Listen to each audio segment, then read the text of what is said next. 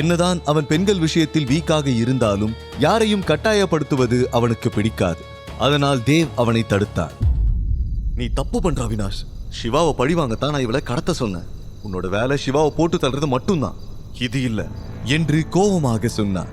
ஆனால் அவினாஷ் அதையெல்லாம் கேட்கும் நிலையில் இருக்கவில்லை. அவன் கண்களில் அவந்திகா மீதான வெறிதான் தெரிந்தது. அவந்திகா சேரில் ஆதரவில்லாமல் அமர்ந்திருந்தாள். அவள் உடம்பு நடுங்கியது. தன்னுடைய கைக்கட்டை அவிழ்க்க முயற்சி செய்து கொண்டிருந்தாள். ஆனால் அவளால் ஒரு முடிச்சை கூட அவிழ்க்க முடியவில்லை. அதை பார்த்து அவினாஷ் சத்தமாக சிரித்தான். அவன் வெறியோடு அவளுக்கு அருகில் சென்று சுடிதார் மீது கை வைக்க என்ற சத்தத்தோடு அவன் பின்னுக்கு தள்ளப்பட்டு பின்னால் இருந்த சோஃபாவில் விழுந்தான். ஏதோ ஒரு சக்தி அவனை தாக்கியது போல இருந்தது. ஆனால் அதில் எந்த மர்மமும் இல்லை. அவினாஷை கண்மூடித்தனமாக தாக்கியது வேறு யாருமல்ல, சிவா தான். அவந்திகாவின் சுடிதாரை தொட்ட அவினாஷின் கைகளை பிடித்து ஆத்திரம் தீர முறுக்கினான். அவினாஷால் அவனுடைய பிடியிலிருந்து தப்பிக்க முடியவில்லை. அவன் பலி தாங்க முடியாமல் என்று கதறினான். தேவுக்கும் அவந்திகாவுக்கும் ஏற்கனவே சிவாவின் பவரை பற்றி தெரியும். ஆனால் ஆட்டோ டிரைவர் சிவாவின் அந்த அவதாரத்தை பார்த்து அதிர்ச்சியில் வாய்ப்பிழந்து நின்று கொண்டிருந்தார். அவர் தன்னுடைய லைஃப் டைமிலேயே இப்படிப்பட்ட ஒரு ஃபைட்டை பார்த்ததே இல்லை. இவ்வளவு ஸ்பீட், இவ்வளவு எனர்ஜி அவர் இதுவரை பார்த்ததே இல்லை. சிவாவின் கண்களில் கோபத்தின் நெருப்பு இன்னும் அடங்கவில்லை. அவினாஷ் வலி தாங்க முடியாமல் நெளிந்து கொண்டிருக்க சிவா சுற்றும் முற்றும் பார்த்தான். அங்கே உடைந்த கண்ணாடி பீஸ் கிடப்பதை பார்த்தான். அதை எடுத்து வந்து, இதை வச்சுதானே நீ அவந்திகாவோட கையை கட் பண்ண என்று கேட்டுக்கொண்டே அவன் அவினாஷின் உள்ளங்கையை வெட்டினான். அவனுடைய விரல்கள் கட்டாகி தரையில் தனியாக வந்து விழுந்தது. ரத்தம் சிவாவின் முகத்தில் தெரித்தது. அந்த காட்சியை பார்க்கும்போது சூரசம்காரம் செய்வது போல இருந்தது. அவினாஷை இதுவரை யாருமே இப்படி தாக்கியதே இல்லை. அவனுக்கு எதிரில் நிற்கக்கூட யாருக்கும் துணிச்சல் இருந்ததில்லை. சிவா அவினாஷுக்கு கொடுத்த பனிஷ்மெண்டை பார்த்து அங்கிருந்த ரவுடிகள் எல்லோரும் கொலை நடுங்கினார்கள். வெறி கொண்ட வேங்கை இறை மீது பாய்வது போல சிவா அங்கு இருந்த அனைவரின் மீதும் ஆக்ரோஷமான தாக்குதலை நடத்தி கொண்டிருந்தார். ஒரு ரவுடியின் மீது பாய்ந்து அவனுடைய மணிக்கட்டை முறுக்கி ஒரு ஜர்க்கோடு அவன் கையை உடைத்தார். அதை பார்த்து பயந்து போன ஒரு ரவுடி சத்தமில்லாமல் பூனை போல சிவாவுக்கு பின்னால் வந்து அவனை அடிக்க மரக்கட்டையை ஓங்கினார். ஆனால் சிவாவின் கழுகு பார்வையில் இருந்து யாராலும் தப்ப முடியாது என்று அவனுக்கு தெரியவில்லை. மின்னல் வேகத்தில் திரும்பி லேசாக பெண்டாகி அவன் வயிற்றில் எட்டி உதைக்க அவன் காற்றில் பறந்து அருகில் இருந்த சுவற்றில் மோதி பின்பு கீழே விழுந்து விட்டார். இதையெல்லாம் பார்த்து கொண்டிருந்த தேவ் அங்கிருந்து தப்பிக்க இதுதான் சரியான வாய்ப்பு என்று நினைத்தார். அவன் நைசாக நழுவி பார்த்து ஒரு ஸ்டெப் எடுத்து வைக்க ஒரு வலுவான கை அவன் கழுத்தை பிடித்தது. தேவுக்கு மூச்சை நின்று விடுவது போல இருந்தது. அவன் திரும்பி பார்க்க ஆட்டோ டிரைவர் தான் அவனை பிடித்துக் கொண்டிருந்தான். எங்கடா தப்பிச்சு போக பாக்குற? நீயும் அந்த குரூப் தானே? அவ்வளவு சீக்கிரம் உன்னால எஸ்கேப் ஆக முடியாது. ஆட்டோ டிரைவரின் பிடி மிகவும் கிரிப்பாக இருந்ததால் தேவால் அவரிடம் இருந்து தப்பிக்க முடியவில்லை. அந்த நிலையிலும் தேவ் அவரிடம், வேணா என்னை விட்டுடு, உனக்கு என்னை பத்தி தெரியாது, நான் நினைச்சா உன்னை அடையாளமே தெரியாம அழிச்சிடுவேன் என்று திமிராக சொன்னான். அப்படியா? இப்பவே உன் ஈகோவுக்கு ஒரு முடிவு காட்டுறேன், என் கூட வா என்று சொல்லி அவனை இழுத்து சென்று சிவாவுக்கு எதிரில் நிறுத்தினான். சார், இவன் எஸ்கேப் ஆக பாக்குறான் என்று சத்தமாக சொல்ல சிவா தேவை திரும்பி பார்த்து முறைத்தான். பின் சிவா மெதுவாக அவனிடம் நெருங்கி வர தேவுக்கு பயத்தில் தொண்டை வறண்டு விட்டது. சிவா கர்ஜிக்கும் குரலில் டிரைவரிடம், அவனை விடுங்க, போகட்டும் என்று சத்தமாக கூறினார். ஆட்டோ டிரைவருக்கு ஒன்றும் புரியவில்லை. ஆனால் சிவா சொன்னதால் அவர் தேவை விட்டு விட்டார். தேவுக்கு ஆச்சரியமாக இருந்தது. சிவா ஏன் தன்னை விடுவித்தான் என்று அவனுக்கே தெரியவில்லை. இன்னொரு தடவை நான் உன்னை அவந்திகா பின்னாடி பார்த்தேன், உன்னோட நிலைமை ரொம்ப மோசமாயிடும், ஓடிப்போ. சிவாவின் மிரட்டலை கேட்டு சரி என்று தலையசைத்து விட்டு தேவ் அங்கிருந்து ஓடிவிட்டான். இப்போது சிவாவும் ஆட்டோ டிரைவரும் அவந்திகாவை நெருங்கி வந்தார்கள். அவளை கட்டி போட்டு இருந்த கயிற்றை இருவரும் சேர்ந்து அவிழ்த்து விட்டார்கள். அவந்திகாவின் நிலை மோசமாக இருந்தது. அவளால் நடக்கக்கூட முடியவில்லை. அவள் கையில் இருந்த ரத்தம் சொட்டி கொண்டிருந்தது. சிவா உடனடியாக அவளை தூக்கிக் கொண்டு பங்களாவுக்கு வெளியில் இருக்கும் ஆட்டோவுக்கு சென்றான். அதுவரை அவந்திகா சிவாவையே பார்த்து கொண்டிருந்தான். அவன் முகத்தில் இருந்த பதட்டமும் அவள் மீது இருந்த அக்கறையும் அவளுக்கு சிவா மீதான நெருக்கத்தை அதிகரித்தது. அவன் அவந்திகாவை ஆட்டோவில் உட்கார வைத்தான். பிறகு டிரைவரிடம், உங்ககிட்ட வாட்டர் பாட்டில் இருக்கா என்று கேட்க அவர் தன்னுடைய சீட்டுக்கு அடியில் இருந்த வாட்டர் பாட்டில் எடுத்து சிவாவிடம் நீட்டினார்.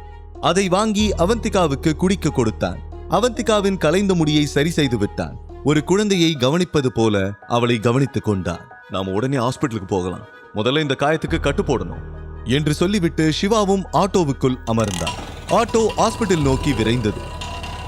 சிவா தன்னிடம் அக்கறை காட்டுவது அவந்திகாவுக்கு அவள் அம்மாவை நினைவுபடுத்தியது. அவளுடைய அம்மாவுக்கு பிறகு யாருமே அவளிடம் இப்படி அக்கறை காட்டியதில்லை. அதை நினைத்து அவள் மனம் உருகியது. ஒவ்வொரு முறையும் தனக்கு பிரச்சனை வரும்போதெல்லாம் சிவா எப்படியோ தன்னை காப்பாற்றி விடுகிறான் என்பதை நினைத்து அவள் பிரமிப்பில் மூழ்கியிருந்தார். அவன் அவளை தூக்கி வரும்போது அவளுக்குள் ஒரு வித்தியாசமான உணர்வை அனுபவித்தார். ஒருவேளை இதற்கு பெயர்தான் காதலா என்று நினைத்த மறுநொடியே சிறுவயதில் ஒருவன் அவளை திருமணம் செய்வதாக செய்து கொடுத்த சத்தியம் நினைவுக்கு வர அவள் தன்னை கட்டுப்படுத்திக் கொண்டார். ஆனால் தன் மனதை கட்டுப்படுத்திக் கொள்வது அவளுக்கு அவ்வளவு சுலபமாக இருக்கவில்லை. சிறிது நேரத்தில் ஆட்டோ ஒரு ஹாஸ்பிட்டலுக்கு எதிரில் வந்து நின்றது. முதலில் சிவா ஆட்டோவில் இருந்து கீழே இறங்கி 2 minutes, நான் வீல் சேரோட வரேன், நீ இங்கேயே இரு என்று சொல்லிவிட்டு வேகமாக உள்ளே சென்றான். ஆட்டோ டிரைவர் அவந்திகாவிடம், மேடம் நீங்க ரொம்ப லக்கி, அவருக்கு உங்க மேல எவ்வளவு அக்கறை தெரியுமா, உங்களை காணோம்னதும் துடிச்சு போயிட்டாரு என்றான். அவந்திகா எமோஷனல் ஆகி திரும்பி பார்க்க சிவா வீல் சேரோடு ஓடி வருவதை பார்த்தார். அவனோடு ஒரு நர்ஸும் ஓடி வந்தார். நேரத்தை வீணடிக்காமல் சிவா அவந்திகாவை 2 கைகளில் ஏந்தியபடி ஆட்டோவில் இருந்து தூக்கி வீல் சேரில் கவனமாக உட்கார வைத்தான். அவன் சேரை தள்ளுவதற்கு முன் டிரைவரை திரும்பி பார்த்து, நான் திரும்பி வர வரைக்கும் வெயிட் பண்றீங்களா, திரும்ப எங்களை வீட்டுல டிராப் பண்ண வேண்டி இருக்கும் என்று சொல்ல டிரைவர் சிரித்துக்கொண்டே, டோன்ட் வரி, நிம்மதியா போயிட்டு வாங்க, நான் இங்கதான் இருப்பேன் என்று சொல்ல சிவா வீல் சேரை தள்ளிக்கொண்டே உள்ளே சென்றான். டாக்டர் அவந்திகாவின் காயத்திற்கு கட்டு போட்டு விட்டார். அப்போது அவந்திகாவின் கண்ணில் வலி தெரிந்தது. அவந்திகா கொஞ்சம் கூட கஷ்டப்படக்கூடாது என்று நினைத்த சிவா ஒவ்வொரு சின்ன சின்ன விஷயத்தையும் கூட பார்த்து பார்த்து அக்கறையோடு கவனித்துக் கொண்டார். அவளுக்கு தண்ணீர் கொண்டு வந்து கொடுத்தான். பிறகு டாக்டரிடம் அவளை பற்றிய தகவல்களை கேட்டு தெரிந்து கொண்டான். அவந்திகாவின் கவனம் முழுக்க முழுக்க சிவா மீதுதான் இருந்தது. அவன் முகத்தில் தெரிந்த அக்கறையை பார்த்த அவந்திகா இப்போது தனக்கும் ஒருவர் இருக்கிறார் என்று நினைத்து சந்தோஷப்பட்டார். அந்த சந்தோஷத்திற்கு அளவே இல்லை. சிறு வயதில் இருந்து தனக்கு இப்படி ஒரு அரவணைப்பு கிடைக்காமல் எத்தனையோ நாள் ஏங்கி இருக்கிறார். அதற்கெல்லாம் வட்டியும் முதலுமாக சிவா அவளை பார்த்து கொண்டார். சிறிது நேரத்திற்கு பிறகு இருவரும் வெளியில் வந்து ஆட்டோவில் ஏறிக்கொண்டார்கள். ஆட்டோ புறப்பட்டது. அவந்திகா நன்றாக தூங்கிவிட்டார். அவள் தன்னையும் அறியாமல் சிவாவின் தோளில் சாய்ந்திருந்தார். அங்கிருந்த அமைதி இருவருக்கும் நடுவில் நிறைய உணர்வுகளை வெளிப்படுத்திக் கொண்டிருந்தது. ஆட்டோ டிரைவர் அதை புரிந்து கொண்டு மென்மையாக சிரித்தார். அவந்திகாவின் தூக்கத்தை கரைக்காமல் அவர் நிதானமாக ஓட்டினார். சிறிது நேரத்தில் வீட்டை அடைந்து விட்டார்கள். அவந்திகா, நாம வீட்டுக்கு வந்துட்டோம் என்று சொல்ல சிவாவின் வார்த்தைகளை கேட்டு அவந்திகா மெதுவாக கண்களை திறந்தார். அப்போதுதான் அவள் சிவாவின் தோளில் தலை வைத்து தூங்கிக் கொண்டிருப்பதை உணர்ந்தாள். உடனே அவனிடம் சாரி சொல்லிவிட்டு ஆட்டோவில் இருந்து கீழே இறங்கினாள். சிவா அவந்திகாவை ஹாலில் கொண்டு வந்து விட்டுவிட்டு மீண்டும் வெளியில் சென்றான். டிரைவரை கட்டிப்பிடித்து, நண்பா, இந்த உதவியை நான் எப்பவும் மறக்க மாட்டேன், உனக்கு எப்போ என்ன உதவி தேவைப்பட்டாலும் என்கிட்ட கேளு என்றான். அதெல்லாம் வேணாம் சார், நீங்க என்ன நண்பான்னு சொன்னீங்களே, எனக்கு அதுவே போதும் என்றார்.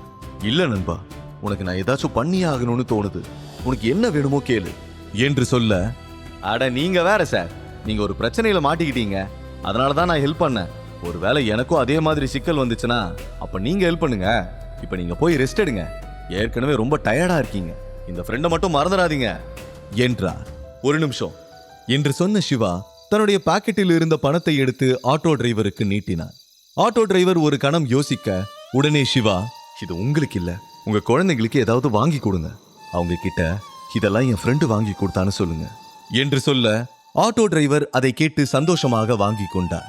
ஓகே சார், அப்ப நான் கிளம்புறேன், குட் நைட் என்று சொல்லிவிட்டு அவர் அங்கிருந்து சென்று விட்டார். ஆட்டோ அங்கிருந்து கிளம்பும் போதுதான் சிவா அதற்கு பின்னால் ஒட்டியிருந்த ஸ்டிக்கரை பார்த்தான்.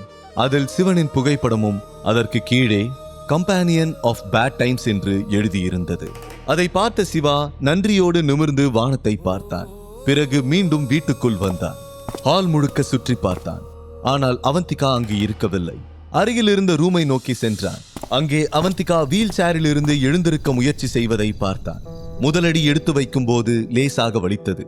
ஆனால் அவள் கண்ணில் ஒரு தைரியம் தெரிந்தது. சிவா உள்ளே சென்று, கொஞ்சம் இரு, நான் ஹெல்ப் பண்றேன் என்றான்.